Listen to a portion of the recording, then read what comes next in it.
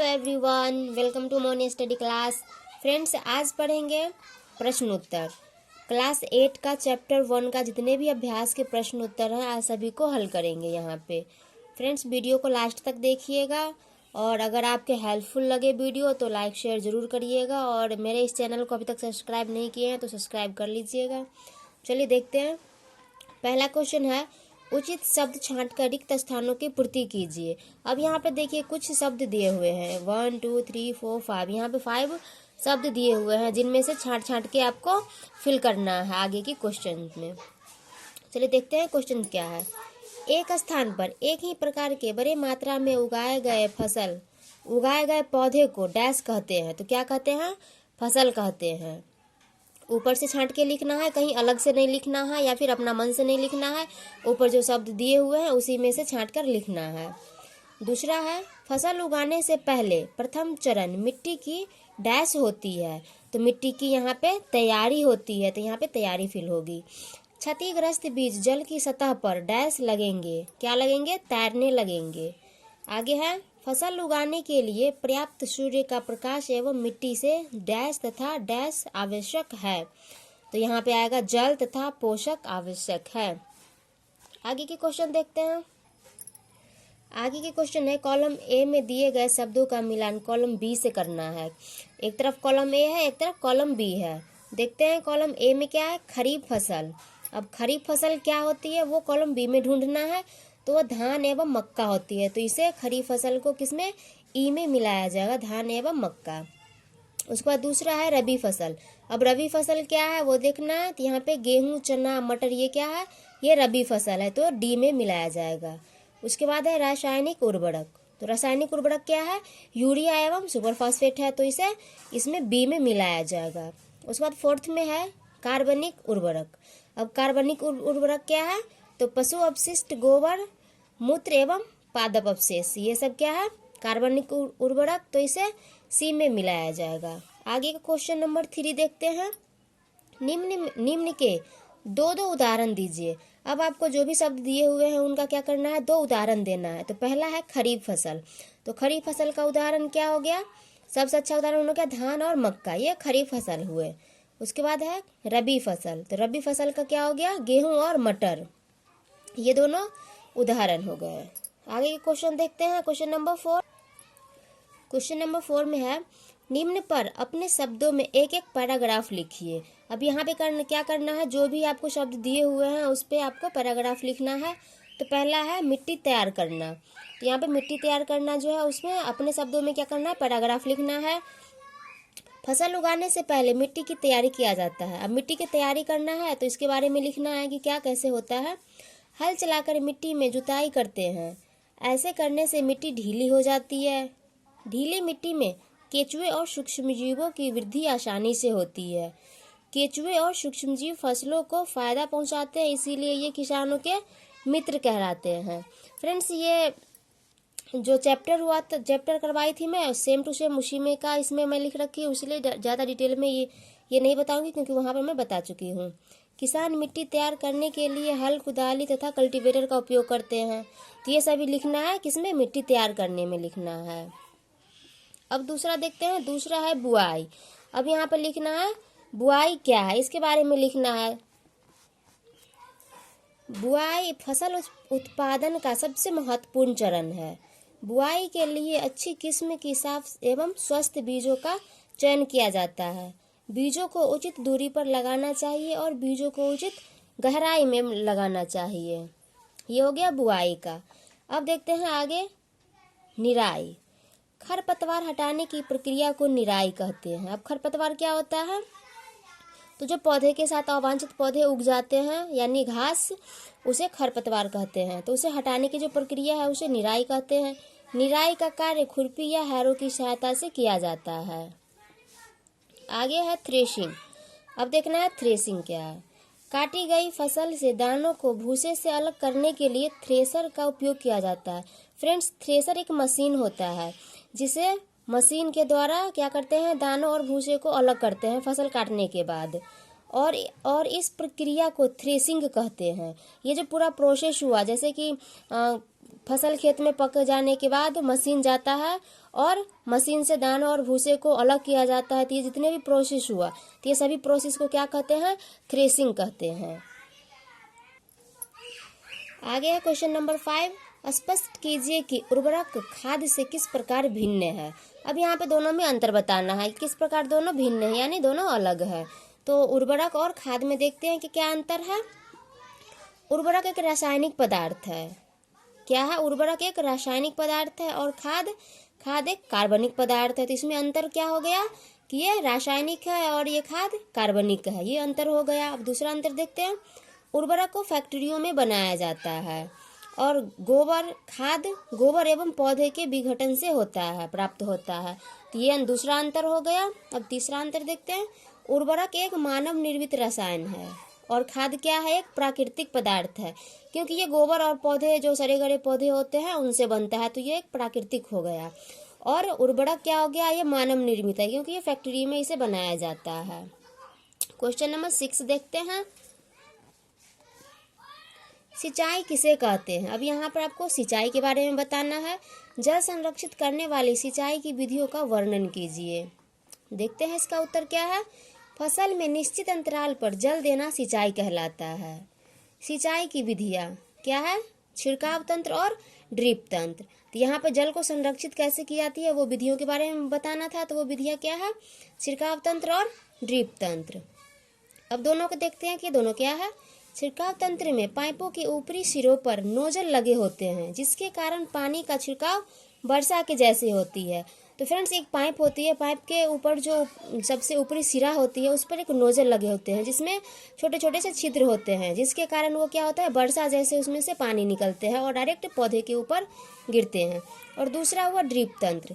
तो ड्रिप तंत्र से जल बिल्कुल भी व्यर्थ नहीं होता है, क्योंकि जल पाइप के जरिए बूंद बूंद करके सीधे पौधे की जड़ों में गिरता है। कहाँ गिरता है? पाइप के जरिए सीधे पौधे के जड़े में गिरता है, इसलिए पानी बिल्कुल भी व्यर्थ नहीं होती है यहाँ पे। आगे के क्वेश्चन देखते हैं। क्वेश्चन नंबर 7, यदि गेहूं को खरीफ ऋतु में उगाया जाए तो क्या होगा? चर्चा कीजिए। अब यहाँ पे क्यों ऐसा पूछा गया है कि गेहूं को खरीफ ऋतु में उगाया जाए? क्योंकि गेहूं एक रबी फसल होती है और इसको उल्टा करके बताया गया है कि अगर खरीफ ऋतु में, अगर मतलब दूसरी ऋतु में, अगर दूसरे सीजन में अगर उगाया जाए तो इसका क्या रिजल्ट आएगा। तो देखो, गेहूं एक रबी फसल है। क्या है? एक रबी फसल है गेहूं। इसे शीत ऋतु में उगाई जाती है। खरीफ ऋतु में वर्षा अत्यधिक होती है। यदि हम गेहूं को खरीफ ऋतु में उगाए तो अत्यधिक वर्षा के कारण फसल नष्ट हो जाएगा, अतः इसे हम उपयुक्त मौसम यानी शीत ऋतु में ही उगा सकते हैं। क्यों नहीं उगा सकते हैं खरीफ ऋतु में? क्योंकि खरीफ ऋतु में वर्षा बहुत ही ज़्यादा होती है और गेहूं के लिए उतना बारिश सही नहीं होता है, इसीलिए उसमें क्या होगा? वो अधिक वर्षा के कारण फसल नष्ट हो जाएगा, उसमें पानी में फसल गल जाएगा, जिसके कारण खरीफ ऋतु में गेहूं नहीं उगा सकते हैं। इसे हम क्या कर सकते हैं? इसके अपने उपयुक्त मौसम यानी शीत ऋतु में ही गेहूं को उगा सकते हैं। अब देखते हैं क्वेश्चन नंबर 8। क्वेश्चन नंबर 8 में है, खेत में लगातार फसल उगाने से मिट्टी पर क्या प्रभाव पड़ता है? व्याख्या कीजिए। अब यहाँ पर देना है कि अगर लगातार फसल उगाया जाए, यानी एक पौधे को यानी एक फसल को काटे और दूसरा फसल तुरंत लगा दे तो क्या होगा? क्या प्रभाव पड़ेगा खेत में? खेत में लगातार फसल उगाने से मिट्टी की उर्वरता कम हो जाती है, मिट्टी में पोषक तत्वों की कमी हो जाती है। फ्रेंड्स, अगर लगातार फसल उगाने लगेंगे, यानी एक फसल को काटे और लगातार दूसरी फसल को लगा दे तो क्या होता है? मिट्टी में उर्वरता की कमी हो जाती है, क्योंकि जो पहले वाली फसल होती है वो मिट्टी की सारी शक्ति ले चुका होता है, वो दूसरे पौधे को शक्ति उर्वरक देने के लिए उसमें कुछ बचता नहीं है। फसल चक्रण पद्धति को अपनाकर या खेतों को कुछ समय के लिए खाली यानी पड़ती छोड़कर क्या करते हैं? मिट्टी की उर्वरता में सुधार किया जा सकता है। यानी एक फसल को जब काट लिए, फसल चक्रण पद्धति अपनाकर, यानी एक फसल को काटने के बाद उसमें यानी खेत में कुछ उर्वरक या फिर कुछ खाद मिलाया जाता है, जिससे कि जो आगे की फसल उसमें जो बोया जाएगा उसके लिए उसमें उर्वरक की कोई कमी नहीं हो, या फिर खेत को कुछ दिन के लिए खाली छोड़कर उसकी उर्वरता में सुधार किया जाता है। फ्रेंड्स, ये फसल चक्रण जो होता है, इसमें जैसे कि कोई फसल लगाए, उसके साथ कुछ दलहनी पौधे लगा देने से मिट्टी की उर्वरता में कमी नहीं आती है, क्योंकि उसमें नाइट्रोजन होती है जो मिट्टी में उर्वरता शक्ति बनाए रखती है। तो या तो उसे अपना कर लगातार फसल कर सकते हैं, या फिर खेत को कुछ दिन खाली छोड़कर उर्वरता में कमी नहीं होने से मिट्टी में बचा सकते हैं। आगे के क्वेश्चन देखते हैं। क्वेश्चन नंबर 9, खरपतवार क्या है, हम उनका नियंत्रण कैसे कर सकते हैं। फ्रेंड्स, अब यहाँ पर देखना है कि खरपतवार जो उग जाते हैं उनका नियंत्रण कैसे करेंगे। फसल के साथ उगने वाले अवांछित पौधे को खरपतवार कहते हैं। जैसे कि फसल के साथ कुछ अलग से पौधे उग जाते हैं, जैसे घास होते हैं, जिसे हम नहीं लगाते हैं, वो पौधे के साथ अपने आप उग जाते हैं, उसे क्या कहते हैं, खरपतवार कहते हैं। खरपतवार का नियंत्रण हम निराई द्वारा कर सकते हैं, यानी जो भी घास या फिर जो अलग से पौधे उगाते हैं जिसे हम नहीं लगाए हैं, उसे खेतों से उखाड़ के उसे निकाल के फेंक देना निराई कहलाता है। निराई किससे होता है, निराई का कार्य खुरपी या हैरो की सहायता से किया जाता है। अब आगे के क्वेश्चन देखते हैं। क्वेश्चन नंबर 10, निम्न बॉक्स को सही क्रम में इस प्रकार लगाइए कि गन्ने की फसल उगाने का रेखा चित्र तैयार हो जाए। यानी यहाँ पे कुछ नंबर दिए हुए, यानी कुछ बॉक्स करके नंबर यहाँ पर दे रखा था, जिसमें कि उसको सही तरीके से लगाना है। जैसे कि वो बुआई से लेके, यानी सही क्रम में वो शुरू से कैसे बुआई तैयार होता है और गन्ने की फसल मील तक जा पाता है, उसे पूरा करना है। तो पहला देखते हैं। पहला है फसल को चीनी मिल में भेजना। अब सबसे पहले तो हम ऐसे कर सकते हैं कि फसल को डायरेक्ट चीनी मिल पर भेज दे। इससे पहले तो फसल उगाना भी तो पड़ेगा। उसके बाद दूसरा है सिंचाई, तीसरा है कटाई, चौथा है बुआई, 5 में है मिट्टी तैयार करना, 6 में है खेत की जुताई करना, और 7 में है खाद देना। अब ये 1 से लेके 7 तक ये आगे पीछे दे रखा है, आपको इसको क्रम से लगाना है। यानी सबसे पहले इसमें क्या किया जाता है, तो चलो देखते हैं कि सबसे पहले क्या होता है। तो इसमें सबसे नंबर 1 पर होता है मिट्टी तैयार करना। क्या करते हैं, सबसे 1 पे मिट्टी को तैयार करते हैं। उसके बाद खेत की जुताई करते हैं। खेत की जुताई करने के बाद बुआई करते हैं। जो भी आपको फसल उगाना हो उसका क्या करते हैं, बुआई करते हैं। बुआई करने के बाद उसमें सिंचाई देते हैं और खाद देते हैं।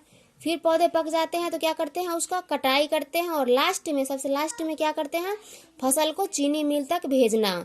यानी आप अगर गन्ने यहाँ पे चीनी मिल तक भेजना है तो इसमें गन्ने की फसल की बात की गई होगी। तो गन्ने की फसल में क्या करेंगे, सबसे लास्ट में होगा फसल को चीनी मिल में भेजना, साथ में। क्वेश्चन नंबर 7 देखते हैं। नीचे दिए गए संकेतों की सहायता से पहेली को पूरा कीजिए। अब यहाँ पे कुछ ऐसा संकेत दिए हुए हैं जो पहेली जैसे है, जिसमें लिखा हुआ है ऊपर से नीचे की ओर, और दूसरे में लिखा हुआ है बाईं से दाईं की ओर। यानी यहाँ पे कुछ बॉक्स बने हुए हैं जो कि उसमें ऊपर से नीचे की ओर लिखना है और बाईं से दाईं की ओर लिखना है इसमें। तो पहले ये पढ़ लेते हैं कि उसमें भरना क्या है। सिंचाई का एक पारंपरिक तरीका, बड़े पैमाने पर पालतू पशुओं की उचित देखभाल करना, फसल जिन्हें वर्षा ऋतु में बोया जाता है। उसके बाद है फसल पक जाने के बाद काटना। अब दूसरा है बाईं से दाईं की ओर। इसमें पहला दिया हुआ है शीत ऋतु में उगाए जाने वाले फसलें, यानी इसका नाम लिखना है। एक ही किस्म के पौधे जो बड़े पैमाने पर उगाए जाते हो। रासायनिक पदार्थ जो पौधे को पोषक प्रदान करते हैं। लास्ट में है खरपतवार हटाने की प्रक्रिया। अब यहाँ पर इसका एक एक शब्द का जो आंसर हुआ उसमें फिल करना है। किसमें, तो बॉक्स में। अब वो बॉक्स देखते हैं कि वो बॉक्स क्या है। तो ये बॉक्स रहा, पहला में हो गया ऊपर से नीचे। आप पढ़ चुके थे कि उसमें ऊपर से नीचे में दिया हुआ था, तो ये 1 है। तो अब 1 में देखते हैं कि क्या लिखा हुआ है।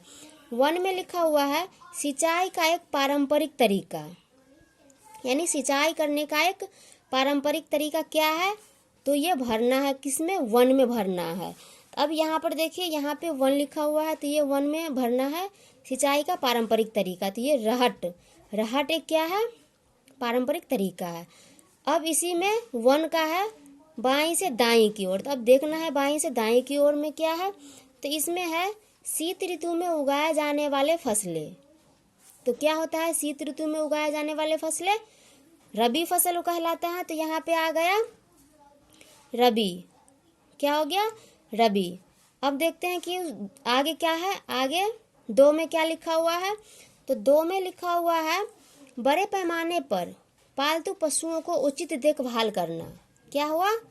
पालतू पशुओं को उचित देखभाल करना, पशुपालन हुआ। तो यहाँ पर 2 में क्या भरा जाएगा? 2 में पशुपालन भराया जाएगा। अब देखते हैं तीसरे में क्या है। तीसरे में है फसल जिन्हें वर्षा ऋतु में बोया जाता है। अब जो वर्षा ऋतु में बोया जाता है उसे क्या कहते हैं? उसे खरीफ फसल कहते हैं। तो तीसरा में क्या भरा जाएगा? तीसरा में खरीफ भरा जाएगा, खरीफ। अब देखते हैं चौथा है बाईं से दाईं की ओर। तो अब किस में देखना है? बाईं से दाईं की ओर में चौथा देखना है। एक ही किस्म के पौधे जो बड़े पैमाने पर उगाए जाते हैं। तो जो बड़े पैमाने पर पौधे उगाए जाते हैं उसे क्या कहते हैं? उसे फसल कहते हैं। तो चौथा में क्या आएगा? तो चौथा में फसल आएगा। अब देखते हैं 5 में क्या है। इसमें बाईं से दाईं की ओर भरना है। तो देखना है बाईं से दाईं की ओर वाले में क्या है। 5 में रासायनिक पदार्थ जो पौधे को पोषक प्रदान करते हैं। तो जो रसायन पदार्थ पौधे को पोषण प्रदान करते हैं उसे क्या कहते हैं? उसे उर्वरक कहते हैं। तो 5 में क्या भरा जाएगा? उर्वरक भरा जाएगा। अब 6 में देखते हैं। 6 में क्या है? 6 में है ऊपर से नीचे की ओर। देखिए फ्रेंड्स, 6 में है ऊपर से नीचे की ओर। तो उसमें ऊपर से नीचे की ओर वाले में देखना है। तो देखते हैं ऊपर से नीचे की ओर में 6, फसल पक जाने के बाद काटना। अब जब फसल पक जाता है उसके बाद काटा जाता है तो क्या कहते हैं? उसे कटाई कहते हैं। तो 6 नंबर में क्या फिल होगा? 6 नंबर में कटाई फिल होगा। अब देखते हैं 7 क्या है। 7 में है बाईं से दाईं की ओर। तो बाईं से दाईं की ओर देखना है 7 में। तो खरपतवार हटाने की प्रक्रिया। तो क्या हुआ? खरपतवार हटाने की प्रक्रिया निराई कहलाता है। तो 7 में निराई आ गया। फ्रेंड्स, ये बॉक्स बनाकर था, थोड़ा सा उलझा हुआ क्वेश्चन था, बट सही है। लगाने में सही में मज़ा आया। पहली की तरह था क्वेश्चन। और इसी के साथ आपका चैप्टर अभ्यास वाले सारे प्रश्न उत्तर यहाँ पे ख़त्म हुआ। और वीडियो को लास्ट तक देखने के लिए थैंक यू।